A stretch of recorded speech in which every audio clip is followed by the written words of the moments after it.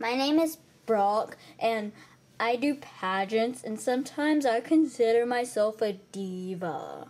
My name is Cheryl, and I really don't like pageants. My mom just promised me tacos and hamburgers. My name's Lucy, and I'm gonna say and do whatever I want to. Hi, I'm Tiffany, and my mom said that if I eat too much, I'm gonna get fat. I'm okay with that. Where's my stuffed dog? Do you think I'm gonna win with my clothes? I think so too. I don't understand why I have to get a tan. I'm already as brown as Beyonce.